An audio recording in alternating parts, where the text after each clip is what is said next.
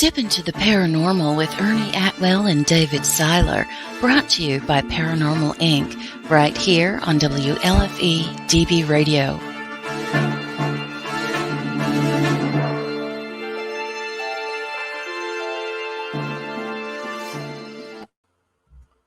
Well, hello, everybody, and welcome to episode 41 of Step Into the... Nope, 41. I know. That's when I did it on purpose. I like getting him. It don't take much to confuse Dave. See, it's episode 41. What's up, y'all? Hey, we got a special show this time. Guys, thank you for joining us. Please share this. This is an important episode. It's about a very, very important thing that's near and dear to our hearts, and we have two very special guests. The time has arrived. Definitely. A year in the making. Yep. And it's taken a lot out of this young lady and this young man, but we have, let me get that going, and we're going to get her in, and we're going to get him in. Welcome to the show, Tory. Thank you. From the Paranormal Relief Project and Paranormal Helpdesk. And Mr. Josh Hurd from the G Crew and owner and proprietor of Malvern Manor. What's up? Love it. Where we will be in a few short days. Next Saturday for the Paranormal Relief Project. Yes. I love it. For those of you who don't know what this is, this young lady right here, that way. Oh that's Ernie. She actually, a little over a year ago, came up with an idea due to the pandemic. And it was all the first responders, doctors, nurses, police officers, firefighters, EMTs, paramedics, supporting staff that have never been on a ghost hunt should go on one at no charge.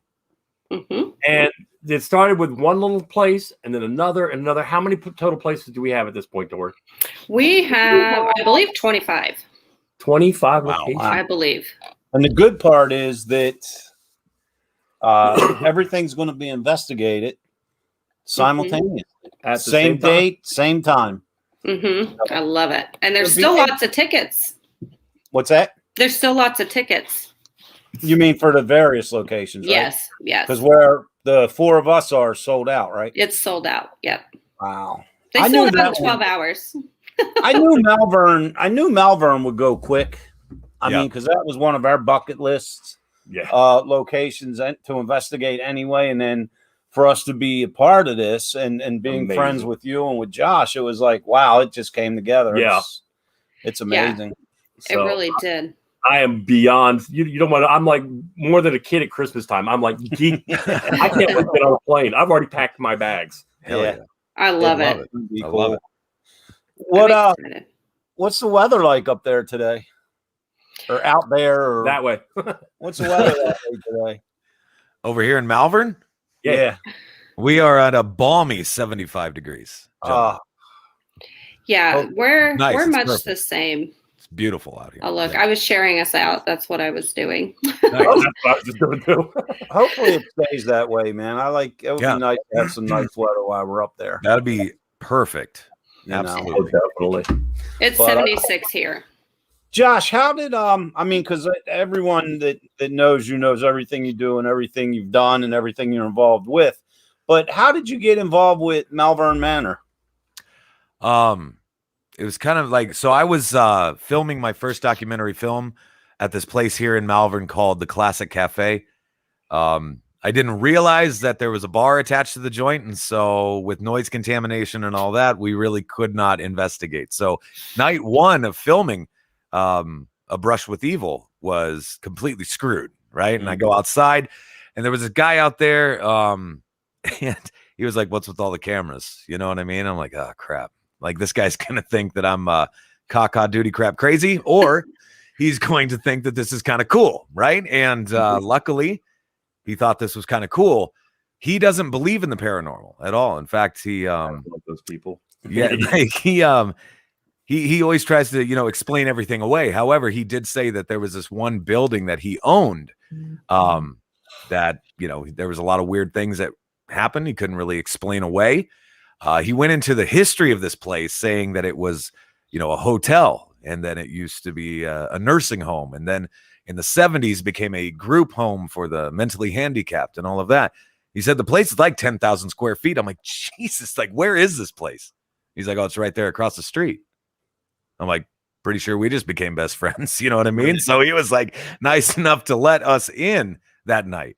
So literally the first 10 minutes of A Brush with Evil is us stumbling upon this building that one day we would then call Malvern Manor, which is jacked up. So I've completely stopped believing in coincidence.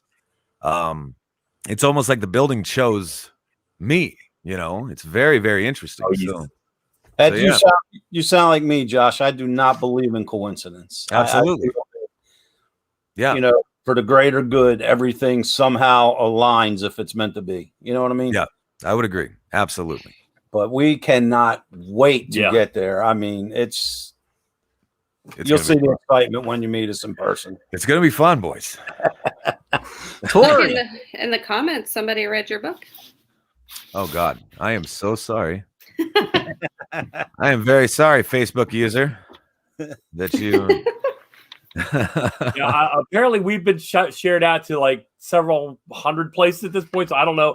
Right now it's saying like 8 people in this stream, but when I go back and watch, every time I get a comment, I try to find where it came from, and there'll be like 10 people in that stream and 20 people over in that stream. So the metrics aren't really good, but we get a lot of hits, which is great. That's Tory. I have so many questions for you now that we're under a week away. I remember when you contacted me, I was folding laundry and you was like, hey, can I run something past you? I have an idea. Yeah. And I knew when you told me what your plan was, I knew that it would snowball into this. I really did. If you remember me telling you that, I was like, because you were so nervous and I was so like excited because you were so excited. And I knew what this was going to become once the word got out. But what made you come up with this concept for this project? Well, a lot of it was I'm an ER nurse. I'm sitting in my scrubs because I'm going to work here in a little bit. But I kind of tossed the idea around, which I talked to you, and you're a first responder as well. And a lot of the time, like, we see death a lot, but we never really get to see like what happens after that. And there's a lot of people that don't even know that exists. And then in the midst of COVID, I was one of those people that worked in the ER during COVID. I dealt with a lot of COVID patients, and they work hard. People in the hospitals, I mean, police officers, they do too. I mean, you guys are kind of like the first contact, police officers, EMS, fire department, that kind of thing. But it was a hard year. I mean, it was a really hard year. There was a lot of sadness, and like during the front of this pandemic, when it first came out, I remember there was like a lot of like lockdown. People weren't able to like go anywhere, and people were being separated from their families because they didn't know how this disease was being spread. They didn't know who they were putting at risk. So basically it was kind of like just basically a paranormal relief. Let's show them let's show them what it's all about. And I've had a lifelong interest in the paranormal. I've had the Paranormal Helpdesk for about 10 years, give or take. I do that on my own. I don't have anybody that works with me, and I find paranormal venues or paranormal teams to investigate the homes of people experiencing hauntings. And I do it worldwide and free of charge. And we actually, like I told you the other day, we actually have a new venue added for next year's relief project. Mm-hmm. Yeah, our friends Pam and Steve, they acquired a few months ago the historic 1912 Hoover House in Waynesboro, right outside Gettysburg. And Dave and I will be hosting an event there in July. We haven't been there yet. So it's going to be pretty exciting there. Anything around Gettysburg. Yeah, anything there. You know, you've been to Gettysburg? I've been to Gettysburg a couple times. Yeah. That's right. We already had. That's right. I'm sorry, man. It's old age. No, I get it, man. That place is amazing, though. It knocks my socks off every time I'm there, you know? It's hard. Even if you go there, just say you go there to get something to eat, or, you know, you go up during the day to tour the battlefields. Yeah. you never leave there without scratching your head over something, and without even meaning to, without the intent of going there to investigate. You always come home with something, whether you were there for that or not. It's so amazing. It's very true. Well, that's what I tell when we do our seminars and things like that. As a paranormal investigator, I'm not here to show you a ghost. I'm here to show you something you can't explain. Yeah. If I can show you something you can't explain, then I've done my job. I love it. What Josh, how many, because I know the popularity of Malvern. On a normal year without all this lockdown crap and this and that, how many people would you estimate come through there in a year's time, like for the tours or investigations or what have you? Thousands. Wow. It's gotta be.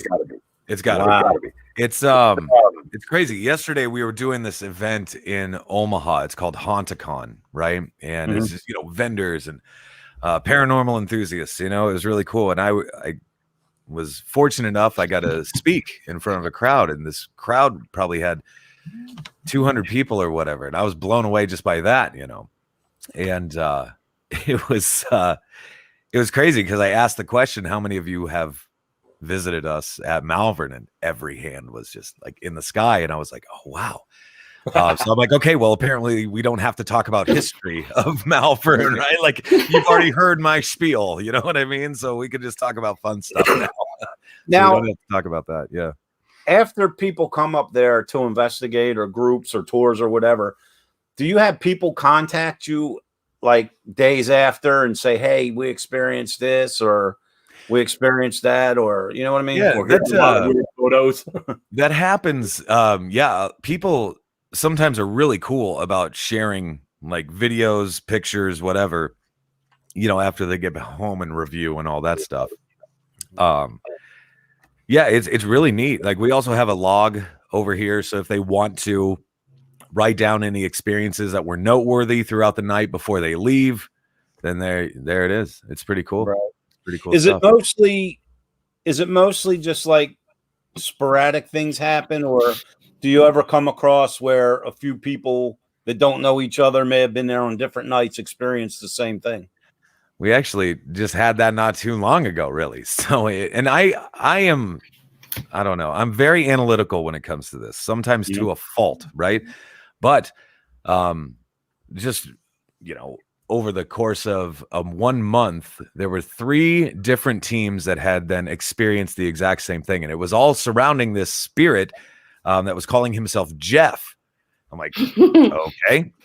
Yeah, Tory, you've heard this, right? Yeah, okay. So it was interesting, though, because I was like, okay. And it was weird because they were saying things like, oh, well, Jeff said that he's new here. I'm like, well, how does that work? Right? And it was interesting to me because none of these teams knew each other, yet they were all going back to the same area of the house, and they were all asking apparently the same battery of questions. Did you live here? Did you die here? Etc. Whatever. And it was always, my name is Jeff and I'm new here.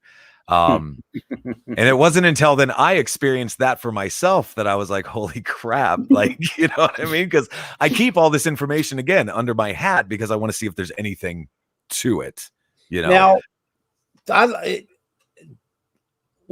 don't know how much you want to give away, before the event, but do you have what I like to refer to as resident spirits? Do you have a host of spirits that you feel reside there, or are there a lot, or is it like, for example, Dave and I, we hold events at this one location, and every time it's basically something different. We feel that it might be like some sort of portal where, people just, like in a revolving door. Yeah. Right. It's kind of interesting because I would almost say that it's kind of the best of both worlds. Of course, we have our resident spirits. We have our regulars, the ones that you can walk into their room and pretty much experience the exact same thing almost every time. You know what I mean? You can have a conversation. You can do this, do that, whatever. It's really cool. But then again, you have assholes like Jeff, you know what I mean? And because Jeff is quite the prankster, Who do you feel Jeff is? I have no idea. That's just it. So like Jeff is the guy who is claiming responsibility for like locking people in the attic because that happens, right? And what's funny about it is this has now happened, God, half dozen times now, where I get a phone call in the middle of the night and they're like, "Hey, we're locked in the attic." I'm like, "Impossible. That's impossible." I go, "Because the attic door doesn't lock. So how are you locked in the attic?" And they're like, "No, man, we've been trying this door for 45 minutes. It won't open." I'm like, "Cop kick that door." You know what I mean? Like, freaking do something. And no, they're like, "No, we don't want to break your stuff, whatever." I always say the exact same thing, and this seems to work. If I say, "All right, I'm getting on my shoes, I'll be there in 10 minutes. Right. They're like, "Oh, never mind. The door just opened." It's almost like Jeff is hearing me and he's like, "Oh crap, Dad's coming." You know what I mean? Hey, I just come up with an idea. Man, I'm calling you Jeff. I just came up with an idea, Josh. Yeah, what's up?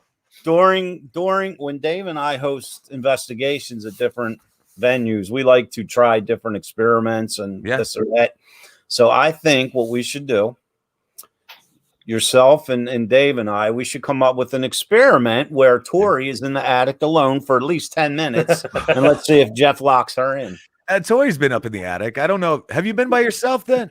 No. Not yet. No. I have a feeling that's going to change. Yeah, it could. It'll be fine. Tory, as far as the investigation is going to be, of course, during this relief project and everything, but as far as investigating itself, what are you most looking forward to or excited about as far as the investigation? I'm excited to learn because I'm not an investigator. All of the stuff that I've ever done is internet based. I've only been to 3 haunted venues, like known haunted venues. I've been to the Brown Mansion in Coffeyville, Kansas. I've been to Missouri State Penitentiary in, I think it's Jefferson City, Missouri, maybe. And then Malvern Manor. Malvern Manor is definitely the one that I've been to the most, i.e. more than one time. But I'm looking forward to learning because I don't really know a lot about that investigation aspect of it. I'm not familiar with really equipment. Sorry, my dog. He's trying to get my attention. All beans. But I don't know. Like, I'm looking forward to learning and just having those experiences with you. I'm very curious about how you guys do it. I'm very curious about how Josh does it. I mean, I've seen Josh like at an event, and I didn't really get to spend that much time with him as far as like the investigation part. Like, I got to have good conversation with groups of people that were there. But I don't know. I'm just looking forward to that part of it. Just seeing how different it is. I'm hoping that the majority of the guests that are participating that night, I hope they're new to all this. Oh, yes. I love newbies, especially when they get that first aha moment. Like, what the hell just happened? And did I really just see that? It was funny. Like yesterday while I was at Haunticon, I bumped into a couple people. Actually, it's funny. This kid and I used to actually be on tour together when I was still in a band, and I hadn't seen him in 20 years. You know what I mean? So I'm like, dude, this is insane. And they're coming next weekend. And they love the paranormal stuff, yet they've never formally done an investigation. So they're really looking forward to all this. Right. I'm like, oh my God, this is going to be so cool. That's so cool. This is a funny story, Josh. Last year, Dave and I were hosting an investigation at a house. It was an actual haunted house. And, it was in a neighborhood. So there was this couple that wanted to bring their friend, and she liked the paranormal, but she liked it on TV. She was actually kind of scared of it. So we're about ready to start, and a knock comes at the front door. Now we have the place after Dave and I arrive and open up and do our initial walkthrough. We lock the place down. As the guests arrive, we let them in and check them in. The doors that way nobody else can wander, especially the neighborhood it was in. These 3 people knock on the door, and I open the door, and this lady's standing on the top step, and she's staring at me. And I just stared at her, and she didn't say anything. And she goes, "Oh, I'm sorry. I think we're at the wrong location." And I said, well, what are you looking for? And she goes, oh, my friends here are taking me to a haunted house. Yeah, you're in the right. Well, she thought it was a Halloween attraction style dude. house. They just, in order to get her to go, they said a haunted house. Wow. I was like, no, you're in the right place. So she comes in and we didn't say nothing. And she starts to kind of like look around and for haunted shit. No, you know, she sees people having a cup of coffee and getting equipment together. And she's like, oh shit, this is real. Yeah, she's like, where's the dude with the chainsaw? Like, look, Josh, I was waiting for the Scooby-Doo moment. Oh! Yeah. We're up in a bedroom and we're doing like a Phasma box session or something. And the majority of the guests are sitting around in a circle on the floor. And all she had with her was a little mag light. So she's sitting Indian style and she sets the mag light about 2 feet out in front of her. So now, like 20 minutes in, it's starting to ramp up a little bit. And all of a sudden, her mag light just rolled away. And she just went. I thought she was going to go through the roof. I put my light on and I looked at her and she looked at me and she went. Later. And that was the last we saw of her. Oh my gosh. Oh my goodness. Oh man. But hopefully we have some of those good moments at night, which I'm sure we will, because and I'm sure you agree with this, Josh. Dave and I are firm believers in, regarding of what type of spirit or whatever time period they're from or whatever. I think it's all based on the energy of the crowd for that event. You know what I mean? And it's just the way people come in. Fill it with positive. Yeah, that brings everything to life. One of the seminars we did, I actually put a ringtone on my phone of this screaming, like just bloody murder screaming. And Mike King was there with us. And I said, and he was off stage before we brought him in. I'm like, dude, call my cell phone just so I start speaking. So I started addressing the crowd. Hi, everybody. Welcome to the show. Blah, blah, blah, blah, blah. Ah! Ah! People jumped up like they were going to be out of there. And I'm like, oh, sorry, Paul, excuse me. It broke the ice. It was hysterical. Yeah. Right after that, you start hearing bumps and bangs and dings and right upstairs. It just, the energy pumped up and people were like just laughing at that point. And then they're like, oh, wow, this is really cool. That's so great. Oh my God, I love it. I really hope that like Malvern Manor really shows its ass while you guys are there. Oh, I think it will. I think it will. You know, I do. I think it will. I think this is really going to, you know, because also too, because of the cause behind everything. Right. You know what I mean?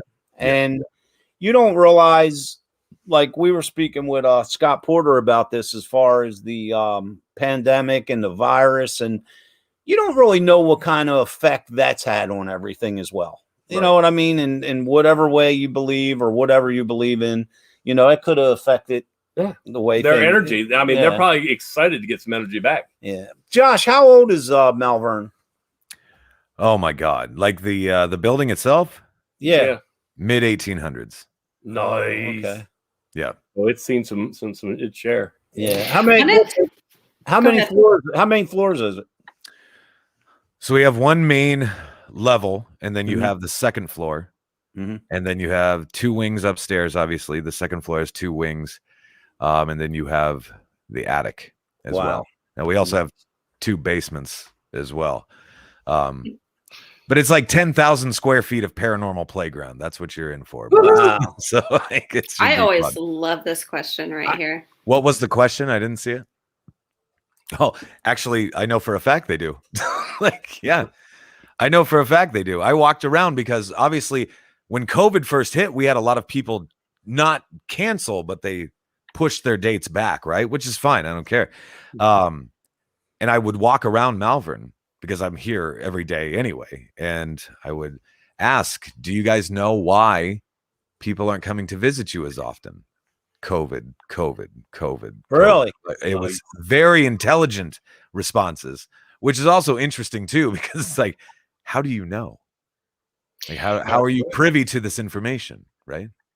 And it's interesting because this is kind of like my favorite part about the whole thing is that Malvern Manor had an outbreak of its own. They did, where people had to be quarantined to this very building. Back in 1910, back in 1910, there was an outbreak of diphtheria in December, which came from the railroad, but then ultimately, this being the place to be and the place to stay in the area, this building was considered ground zero for this diphtheria outbreak. Dozens of people had to be quarantined here, and many people lost their lives. One of them actually being the 12-year-old daughter of the owner, William Stamper, who was the owner of this building at that time. She had to be quarantined to this building where she sadly lost her life. December 31st of 1910. Wow. Very interesting stuff. So actually, this whole pandemic we've been going through, this might kind of energize things. It might energize very reminiscent. Absolutely. Yes. Wow. I didn't know that. Yeah, dude. I mean, I've got a new recorder too. It's actually, you can hear a bug pass gas on it. Wow. At 100 yards. This guy's always by. I'm the geek. I love it. I love it. Technology, man.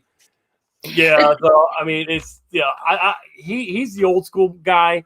He'll use candles and baby powder, and I'll use laser grids and strobes and. I also use the candles and baby powder for investigating as well. Not just to pamper myself after a hard day. Here's the important question, man. Where is there good to go to eat up that way, Josh? That's my question. Bro, I've got 2 really good places to eat that would take you less than 30 seconds to walk to either of them. It's perfect. And guess what, Ernie? What? They have hamburgers. Oh, they do got some burgers.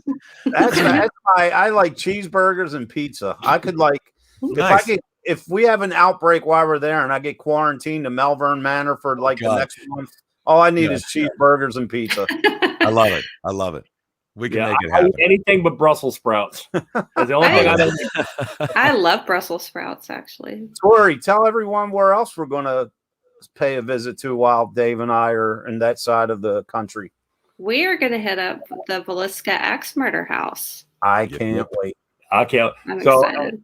For those who are watching, if you follow Step Into the Paranormal, we are going to be going live on Step Into the Paranormal during that investigation. So Christy says, you're easy, Ernie.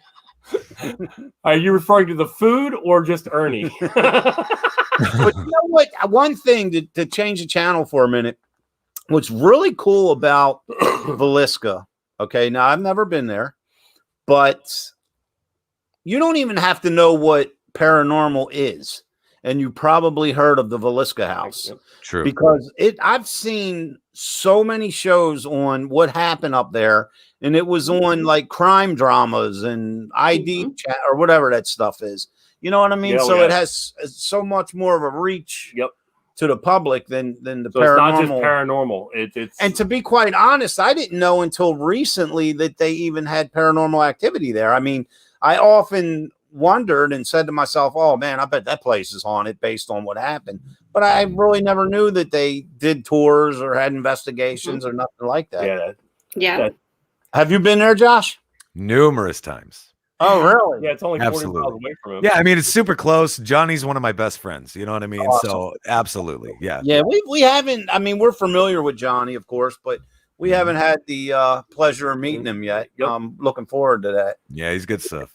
Good stuff. Man, man. It's going to be an awesome weekend. Yeah. Do you want to hear some stuff that's going to blow your mind? Go ahead. Go for it. Well, this is kind of a Josh area. But Villisca and Malvern are only, 30 minutes from each other? Give or take, yeah. Absolutely. And why don't you, I'll let you tell them, Josh. So, you know where I'm going with this. I do. So Johnny and I are, again, really good friends. And you know how you are with your buddies. You have those 3 a.m. drunk conversations. You know what I mean? That's like the best conversations ever. And I remember sitting there talking with Johnny in this house, right? And he was saying, isn't it possible that the killer or killers that did the Villisca stuff stayed here at the Cottage Hotel, what we now call Malvern Manor, a night or two before or after? He goes, what if the murders were even plotted here? Right here in this wall, right here. And that's some like crazy stuff to like kick around, right? But you have the train tracks 200 yards out the front door, and they're going to take you straight into Villisca, which is also how they said the killer, moved around, right? Think about it. That makes sense because 40 miles back then was like a day's ride. It was kind of a trek. Yeah, sure. Right. That's really cool. It's crazy. Wow. Right. So we don't know. Now, there is a crazy connection between the two locations. We have no idea. Like I promise you, when you're here, you will get EVPs that will reference Villisca. And while you're in Villisca, you will get EVPs that are referencing this building. Promise. That's one of the experiments that's cool. Ernie and I do is we go into two separate rooms. He'll put a SB7 on his head, and I'll start with questions, and he'll be like just writing down the answers as I'm saying the questions, and then we'll feed it back. Yep. And we've come up with a lot of good. That would be cool to do in two separate locations. We have to do that another day. That would be pretty cool. Yeah. That's crazy though, man. I never really thought of that, but I didn't realize they were that close together. It's weird, man. Now, or going back to like when both locations were constructed, are they the same time frame? I'm pretty positive. I have no idea. This building probably was, probably similar for sure. Like I know this building was in full swing, like the place to be in the area back in 1912, when the Villisca axe murders actually happened. Right. So yeah, like it's very feasible. Wow. Josh, when Malvern was built, what was the first thing that it was? It was a hotel primarily. That's primarily it was its purpose, and it ran as such all the way up till the 1950s. So it had a really good run there. Now, I will say, like going through history and all of that stuff, like the amount of owners that came in to be and then left and then got it back and then left again, like it's super weird. It was almost like they were losing it in a poker match.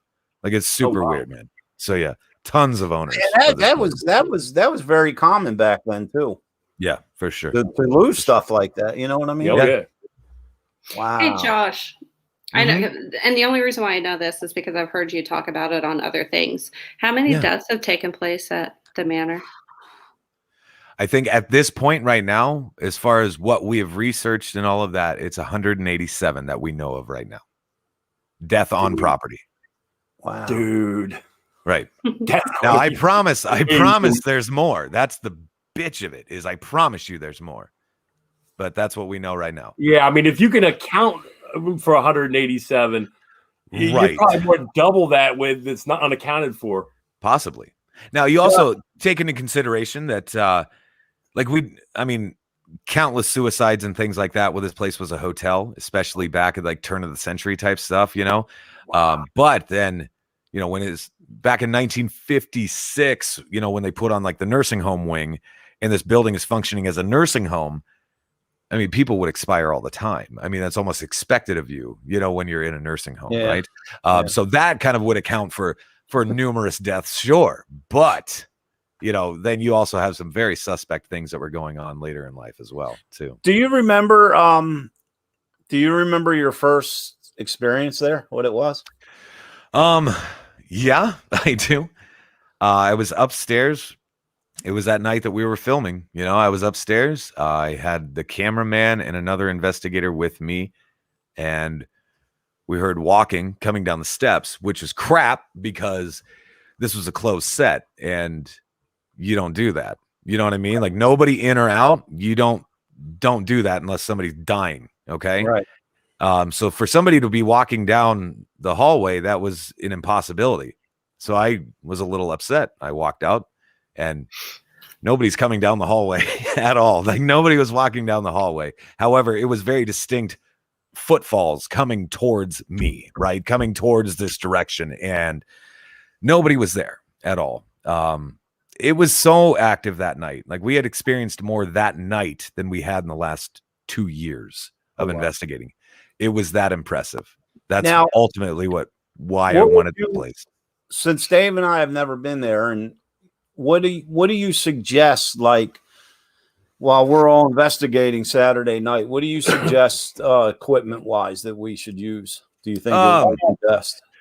K2 meters, Mel meters, REM pods apparently have been super active lately. My God, I don't even know. It's crazy. So yeah, I mean, bring it all.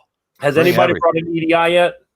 I have an EDI that I've been playing around with for sure. Absolutely. Okay. And I love to correlate data, and that's what was so appealing about the EDI to me, is being able to now graph out data. So, absolutely. Yeah. Yep.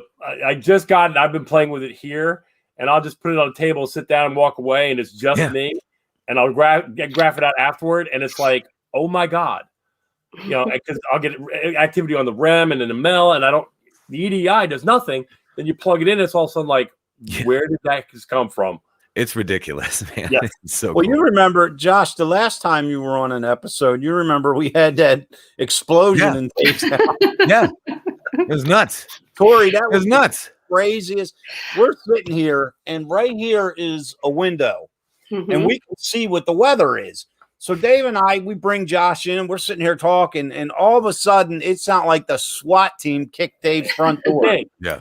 And he ran upstairs, and it was nothing except the cabinet doors were open again. And you can actually hear me on the stream going, Ernie, the damn cabinet door's opened again.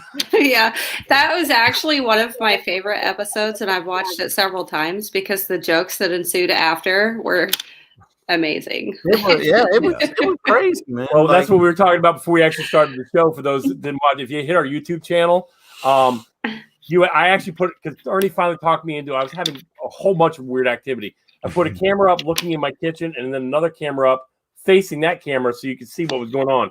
You actually see me stand up. I walk down my hallway. My kitchen's over there, and you see that there's no shenanigans, nobody else there. And just the cabinet door goes right in the camera. And I come back, sit down, and went, I was so excited. I got the camera. I love it. That's one thing you're going to learn about Dave, man. He gets excited very easy. Yeah. Hell yeah. I hope lots of stuff happens for you guys. I think it's going to, just the energy level. Like I said, because of the fact of why we're there in the first place. Yeah. And then more than likely, a lot of the people in attendance are going to be new to this, other than what they see on TV. So I think, but with the combination of it, it's going to turn out. Now, Josh, has anybody used the Phasma box there? Yeah, a few times for sure. And then I use my what's that? Getting any good responses off of them? It seems to be, sure. And I've been using my I use my Geoport pretty much every day here. Right. And so yeah, it's a great time, man. We used a Geoport. Dave and I and Dan Class from Hinsdale House. We ran an investigation at McFarland House in West Virginia, and that Geoport, man, that's really cool. Yeah, that's really nice. It's fun. Something that's really fun is I sent the guest list over to Josh because we have 30 people, and Josh does not recognize any of the names on there, so they're all new to the Manor. Yeah, I'm really hoping that most of them have never done an investigation, because those are the people I really want them to see. Yeah, there really is something there, and I'm not saying that's a ghost. I'm saying there's something there, and if you can't explain it, I use Occam's razor. Cut everything else away, and what's left, no matter how improbable, must be the truth. But the thing is, and if they are new to the game, just the fact that they're coming and their energy shows they're intrigued by something. Yep. You know what I mean? So hopefully we can, the energy that's going to be there is going to be just phenomenal. The thing I'm looking forward to, though, is normally when we travel and we do things, it's so fast paced, and this trip isn't. Correct. We get in Thursday, we have nothing to do till Friday afternoon. You get to breathe, bro. You get to breathe a little bit, right? Yeah, we can pump the brakes. Yes, we got like 24 hours upon arrival until we hook up with Johnny at Villisca. Yep. And then after that, I'm sure we'll go out to eat or whatever, and then we don't have nothing for another 24 hours. So it's nice and instead of being stressed out on, because like get in, set up, investigate, get out, unpack. You know, it doesn't take much to stress me out, especially with this whole flying thing on my mind. And it's just I've been sending him crash videos just for giggles too. Jesus Christ, Ernie, I got a question for you though, bro. Do you drink alcohol at all? No. Okay, I was just curious. He's actually going to have a Bloody Mary. It's my tradition before I get on the flight. Like usually that's what I do before I get on a plane is I'll take a couple shots of Jack, you know what I mean? And just like then just cruise on the plane. A virgin Bloody Mary. Yeah. Whatever that is. Yeah, that we'll get them. Yeah. Yeah, no, I don't I tell you what I do though, Ernie, in all honesty, bro. Like I don't really enjoy flying. I fly all the time, but I don't enjoy it at all. But you know, I've read every bit of statistic I possibly can, right? Mm-hmm. You start like once that plane, you'll feel that thing take off. You know what I'm saying? Just count to 30. You count to 30, your problems are over, bro. Like anything that could go wrong, it's the first 30 seconds. Other than that, bro, you're going to have a smooth flight. It's going to be good. Yeah, I love the takeoff and landing. Other than that, I'm bored. I love the landing part because I'm just getting closer to the freaking ground, you know? I was coming in when I was actually in the military. We were coming into O'Hare. Or no, we were coming into somewhere in Texas.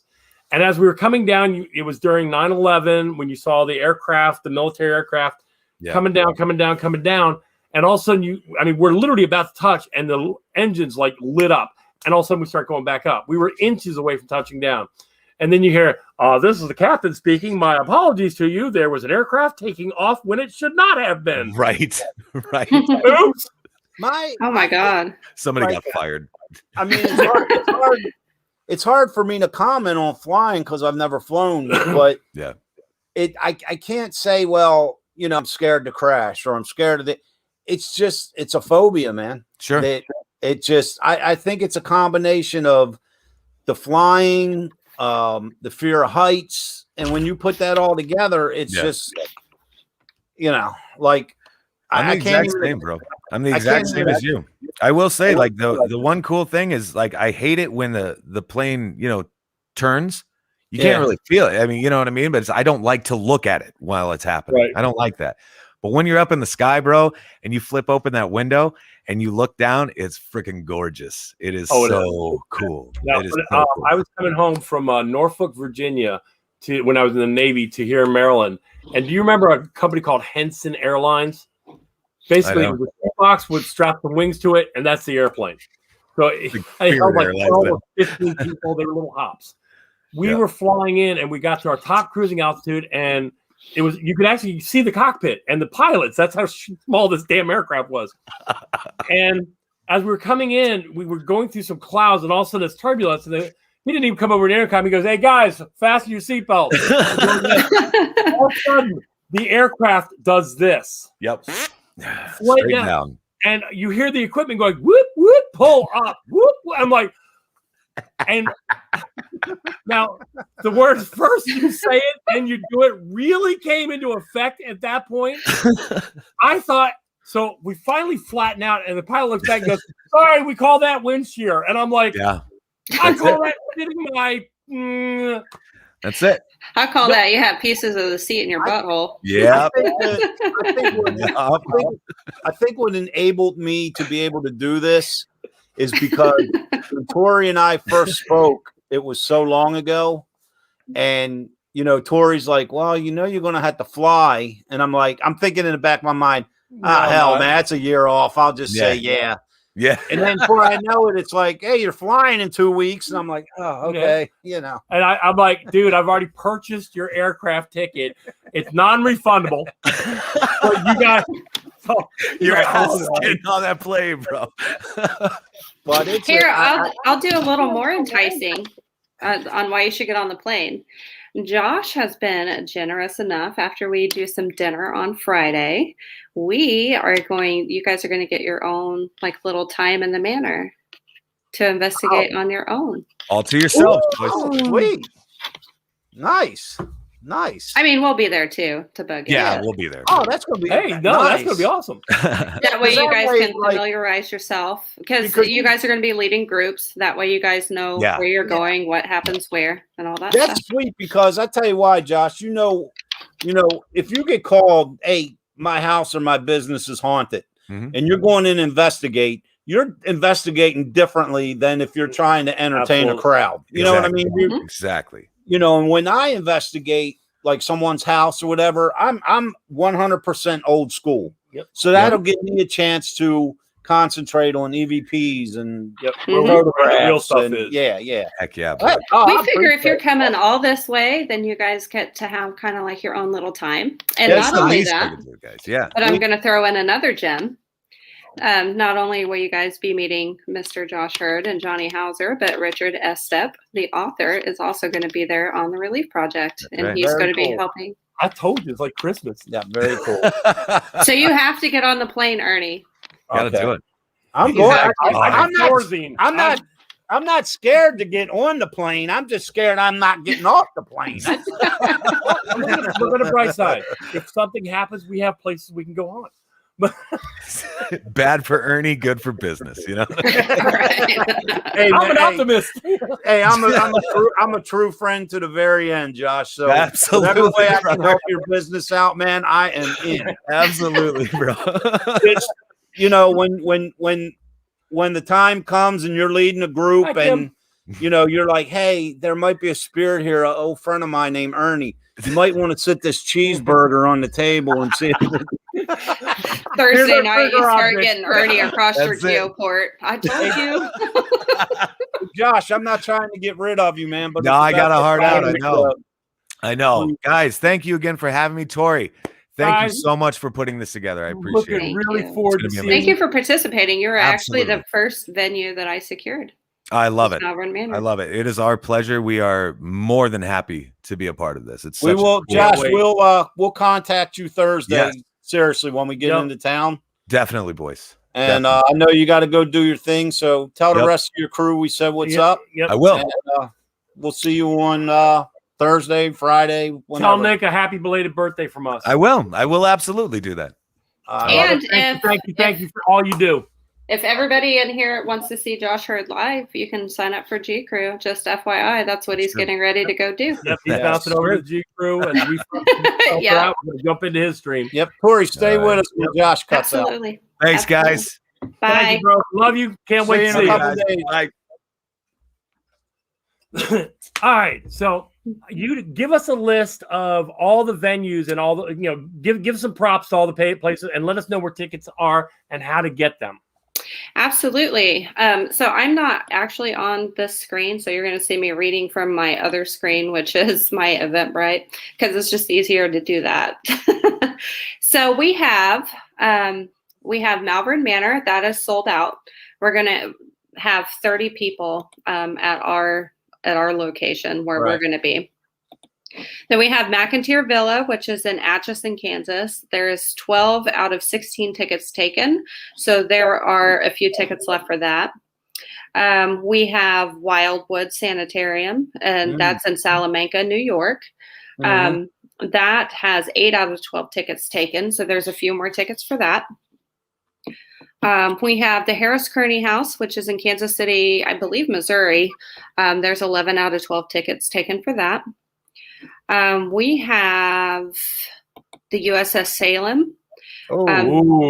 Yeah.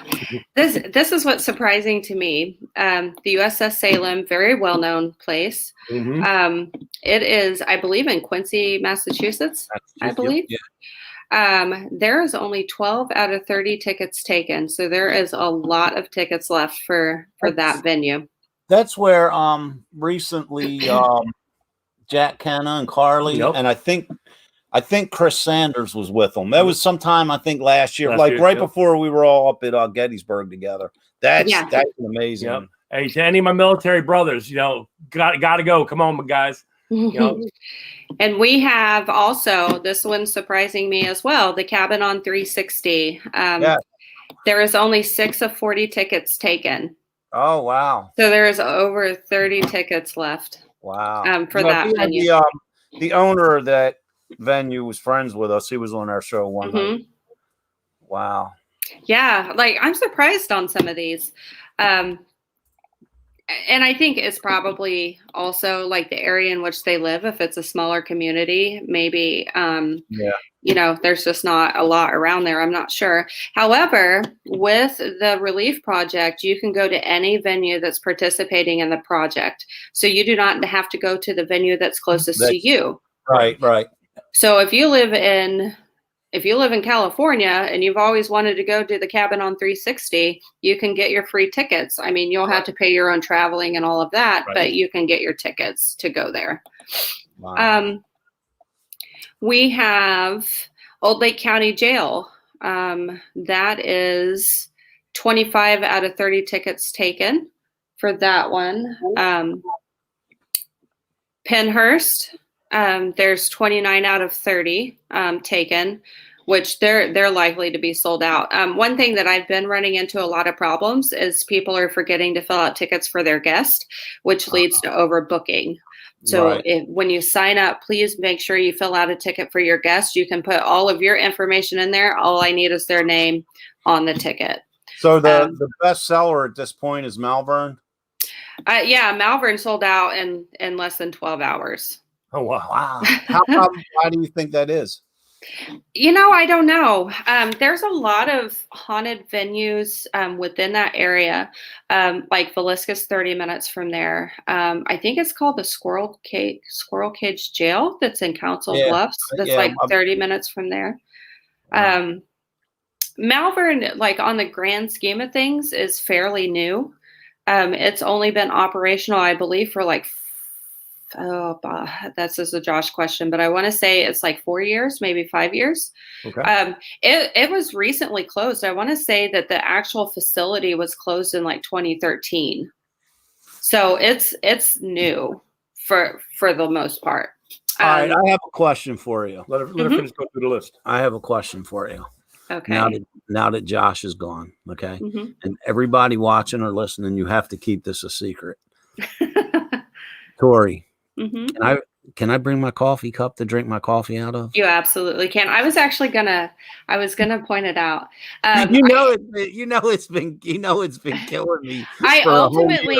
I ultimately, when we had Booze and Booze, Nick Groff was on our podcast, and I ended up telling, I came out with it, so they're aware that I made the coffee cups. Tell everybody what we're talking about. For G Crew, actually, Josh was drinking out of his coffee cup, if anybody noticed when he was on here earlier.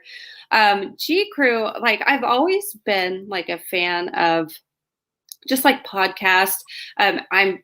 A lot of people are a fan of Nick Groff. I'm also a fan of Josh Heard Everything. Malvern Manor holds a special place in my heart. I love Malvern Manor. That's the place that I've been to the most. To meet Josh in person, he is very personable. He's an amazing person, very easy to talk to. He's social. I met him for the first time at Kansas City Paracon in 2019. I think it was 2019. But anyway, so they did G Crew, and I was a fan, and it kind of got me through. It kind of got me through COVID because they interview all of these people, and you can see all these interviews or whatever. So I ended up making coffee cups for the G Crew because they didn't I just noticed that, I don't know, you see, I just believe in putting positive things out into the universe. You know what I mean? And when you appreciate people, you should let them know that. I always try to show appreciation in any way that I can, especially for my close friends. I appreciate people, and those that I'm closest to, I appreciate them. So I made coffee cups for the G Crew. And ultimately, I remember telling you that you were going to be getting a package in the mail. During that time, I mean, it was rough, we were talking, and it was during the thick of COVID. And I was like, oh man, Ernie, this is crazy. You were struggling with, just the chaos. 'Cause we also had riots and all of those things in that time because of things that were going on in the United States at that time. So I told him, I'm like, you are going to be getting a package, and that there's stuff in there for David as well, and to please make sure that David gets his stuff. And I sold it to him. So, yeah, it was just kind of a token of my gratitude to kind of lift you guys up. And you guys help me, and you guys are so good to me, and you guys been so good to me. And I really appreciate our friendship. So you can show them what you got. The energy you're putting out into the world could power a city for a year. I know it. So you are amazing. And I remember, and I don't mean, I'm not trying to embarrass you, Tory. No, you're fine. Never do that. But when you first come to me with this concept, and you and I didn't know each other that long, and you ran it past me, and just the wheels in my head. It's a wonder you didn't hear them through the phone. That's just the way I get, man. My mind just is a million miles an hour. You should have heard him when he called me about it. Dave, you're not going to believe this. I got Tory Smith. She came up with this amazing. I told you, because in the beginning I could tell the goodness behind it, and I could tell what you wanted to accomplish, but I also could tell you were kind of like, I don't want to say scared, but unsure. And if you remember, I was like, Tory, you have nothing to worry about. And it's just those vibes I was getting, and I could hear the excitement, and I knew I was visioning. I could see what you wanted to do. And I got to be honest, as much as I knew that it was going to be a success, I never thought it would be to the point where it is now. And if you ever doubt that, keep one thing in mind to reassure yourself. Ernie is getting on a freaking airplane. Which, I love it. Tory, in a few weeks, I will be 52 years old. You would not believe the things I have turned down because I would have had to fly. Seriously, they have a pool going at work. They still think come Thursday morning, I'm going to bail. That's how terrified of flying I am. I appreciate it. I appreciate you guys coming. I appreciate you guys participating. And I mean, I've been on the phone with both of you guys. I'd be like, David, we're not the streaming, it's not working out, which ultimately also we never did figure out the streaming. So I'm going to try my hand at streaming through StreamYard. Josh has, and I talked to Josh about this too. Josh has StreamYard, and he has his YouTube, and we have the Relief Project Facebook page. So I'm going to put a link for a StreamYard in the private Facebook group that we have for the venues and the teams. And I think I'm just going to try to run streams and just go live on Facebook from as many places that I can. Prior to the event kicking off, we're going to do a quick episode while we're there. I love it. That's going to be it. So of course, you and Josh, and we're going to do an episode just like now, except we're going to be in Malvern, Iowa, with Tory and Josh live with us. Let her finish getting to the list, and we also need to know how to get tickets. Okay, so to get to, let me finish. We got, where did I leave off? Oh, here's another venue, Penhurst. I'm pretty sure they're sold out. It says we got 29 out of 30 taken, but I know that there's a ticket out there that I need to put on there. So they're sold out. The Vale Mansion, that is in Kansas City. That is sold out. We have Root Hall. There is 8 out of 10 tickets left 8 tickets are taken. So there's 2 left. And I can't remember off of the top of my head where these venues are located without going in, and it takes a minute, but I'm just going to run through the list. We have Wilson Castle. That is in Proctor, Vermont. I think that's where that one is. There is 18 out of 30 taken for that. We have the Russ House. That's in Florida. That's sold out. We have the Haunted Chester 1914 Jail. There is 2 out of 6 tickets taken there. So there is definitely tickets up for grabs. We have Old Lavaca County Jail. That is our only venue that's in Texas. There is 12 out of 16 taken there. So there's tickets left. We have the May Stringer House and the 1885 Brooksville Train Depot. There's, oh shoot, hold on. My computer just kind of went crazy.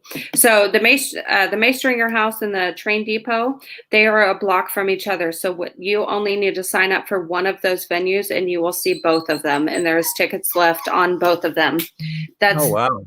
Yeah, so there's 4 out of 10 at the Maystringer House, 3 out of 10 taken at the Train Depot. So you will get to see both of those. You only need to sign up for one venue. The Monroe House is also on this list. They're sold out. The Berlin Tannery, that is, I can't remember. It's in Wisconsin. But there is 50 tickets taken. They're sold out. There was 50 tickets total. We have Old Southern Funeral Home and Old Itala County Jail. I'm sorry if you can hear my dog whining in the background. Somebody's here and he's excited. But both of those are owned by the same people, and that is in Mississippi, I believe. I'm clicking on the venue here. I know that we're running out of time. I'm trying to hurry. Take your time. We go as long as you want. Let's see. We have, my computer doesn't go very fast. Sort of like Ernie. Let's see. It is in, I cannot ever say it. It's Kosciusko, Mississippi. Kosciusko. Locals probably know how to say that. However, I do not. But that's kind of a 2-for-1 thing as well. If you sign up for one, you'll get to see the other. They're a block apart. Wow. So you'll be able to see both of those. Then we have, let me get back here. Then we have the historic haunted Fleetwood Church. They're sold out. And then we have the Dillingham Lewis that is also sold out. That one's in Kansas City. So those are all the venues that we have. If you go to www.facebook.com/the Paranormal Relief Project, every venue that has tickets left is pinned to the top of the page. And there is links for those venues. So all you got to do is click the link, fill out a ticket for yourself, fill out a ticket for your guest, and you are good to go. And to let folks know, these are free tickets to first responders. So if you're a police officer, fire, ambulance, doctor, nurse, supporting staff, any type of medical personnel, if you're military, you've been on the front lines of this pandemic. Welcome to these tickets are absolutely free.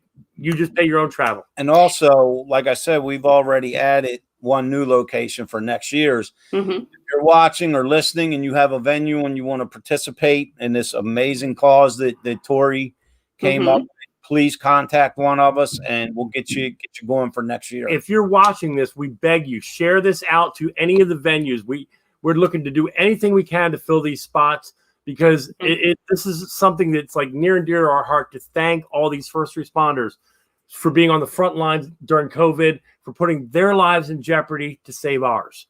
So like him, he's a Tacoma Park police officer. He's been on the front lines this entire time. And it's just, these folks put their lives on the line every day for us. And I did open the inclusion group. So if you work at a hospital, it doesn't matter if you're a janitor. It doesn't matter if you're a food service worker. It doesn't matter if your registration, you qualify. So that's good, because you can't. And that's really cool, Tory, because, you have, and I don't mean to compare. I don't mean it in this way, but, you have your doctors, and then, you have everyday working Joes that are still, what I mean, required. They come in and clean up that ER bay once traumas happen. Exactly. My mom is an ER nurse, and she's CCRN MMS prepared, so you know what all that is. But she used to work in shock trauma, University of Maryland. So I know what you guys go through. I know what the doctors go through. And I'll give you a little example. And the reason why that I opened the inclusion group. The people that clean the rooms are housekeeping, janitors, whatever they're called at whatever facility. Right. When we have a COVID patient, it's not as simple as going in and cleaning the room. Right. They have to put the garb on. They put the N95 on. They have hair nets. They have the mask. They wear like a gown, and they wear like these things that go up past your knees. It's very hot. I will tell you that. Like when you're in a gown, 10 minutes in, you're sweating. Like I know, like you're sweating. You can feel sweat running down your face. You have this N95 mask that's on your face, and it's so tight that when you take it off, you have indents on your face from like the lines. I remember during the beginning of this pandemic and wearing the N95 mask that's so tight, I had bruises on my nose, and I had like irritation behind my ears. The back of my ears were raw because of the straps that were going behind our ears. But they go in and they have to spray the entire room, wall, ceiling, floor, counters, bed. They have to go under the mattress, spray the bed.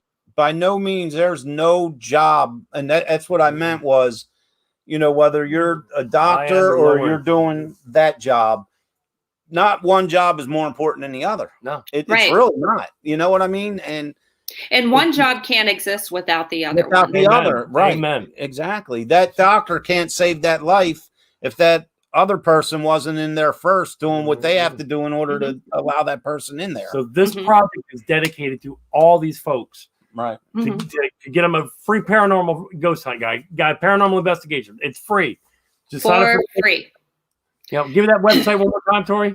It's www.facebook.com/The Paranormal Relief Project. All one word, The Paranormal And you can message that page if you have any questions.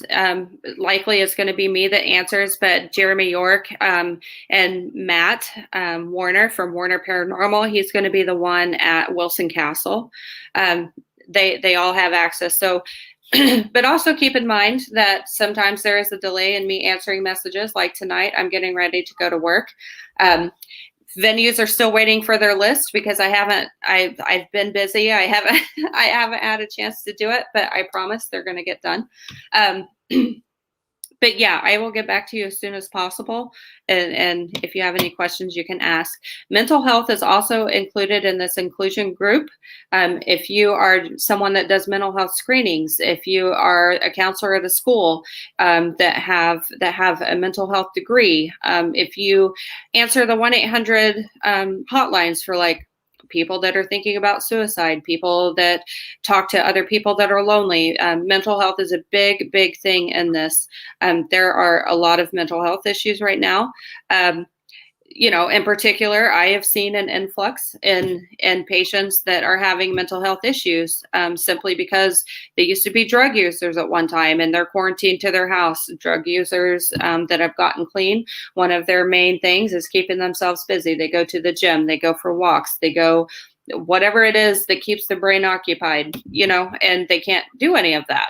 So there's just a lot of things that go into the whole COVID thing. So, well, Tory, we can't tell you enough how proud of what you've done. How proud of you we are. How excited we are to be part of this.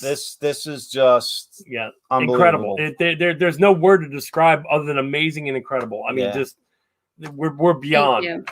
We did not doubt you in the least. Well, I'm glad because I doubted me. We are, Tory, Dave and I doubted me. Dave and I are your biggest fans. Absolutely. Trust me. I love it. And thank you for all that you guys have done. Every phone call that Ernie, I don't know what's going on. I don't know if I can do this. David, the streams are not working out. I don't know what we're going to do.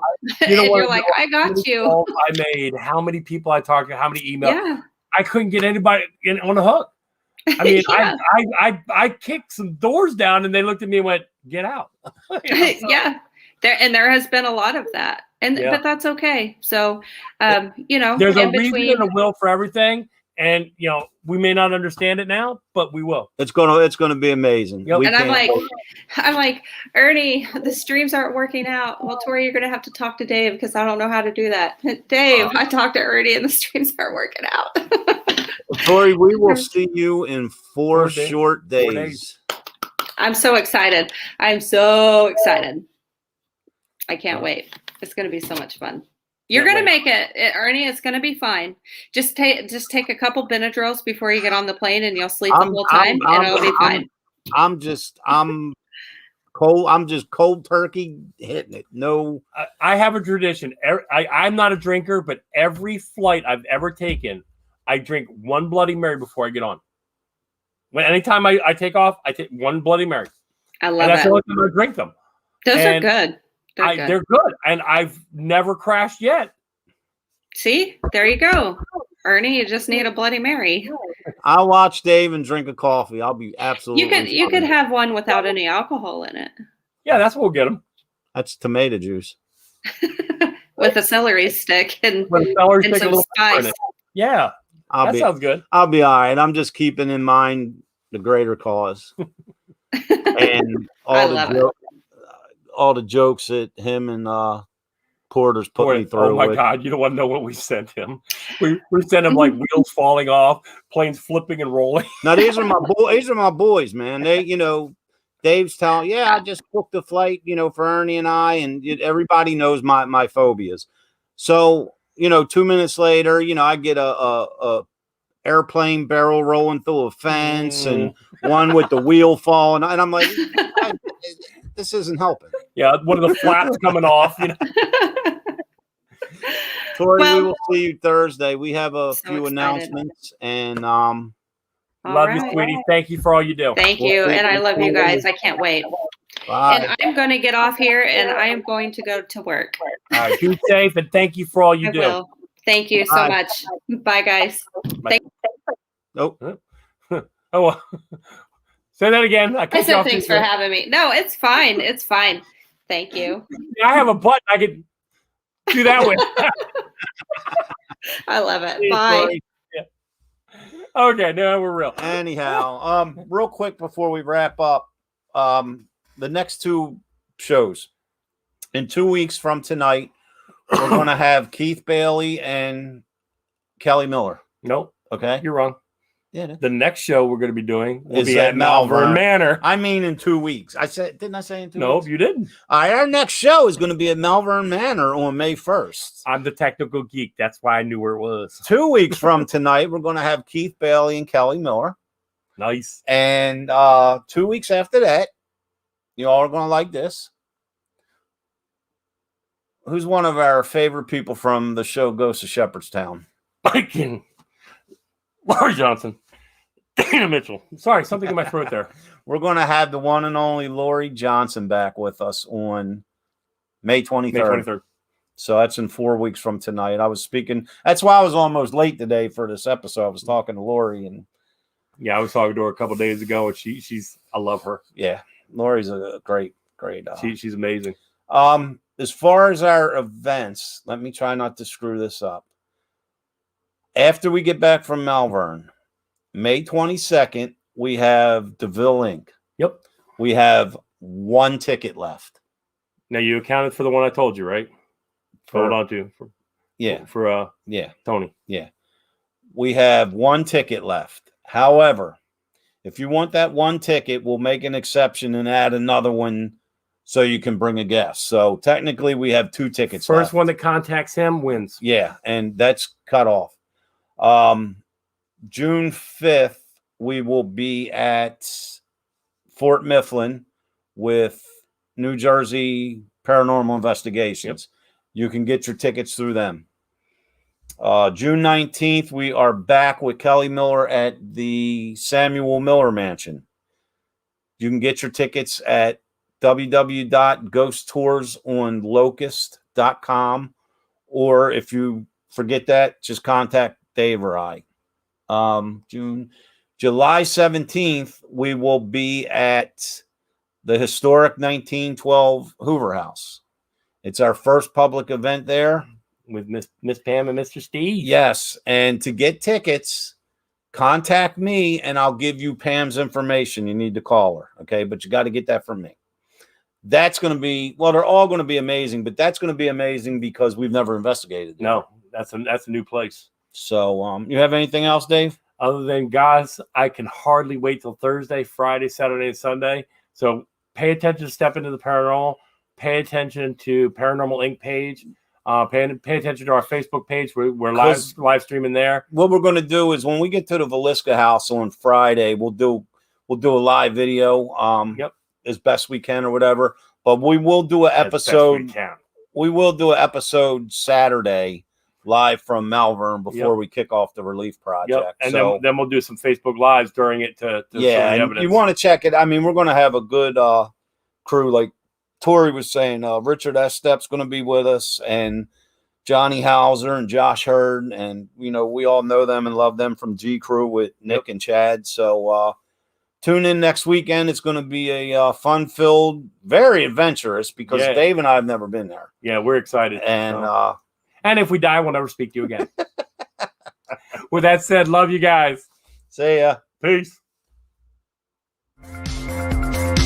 You've been listening to Step Into the Paranormal with Ernie Atwell and David Seiler. Thank you for listening, and listen in next week for another topic and more great guests right here on WLFE DB Radio Network.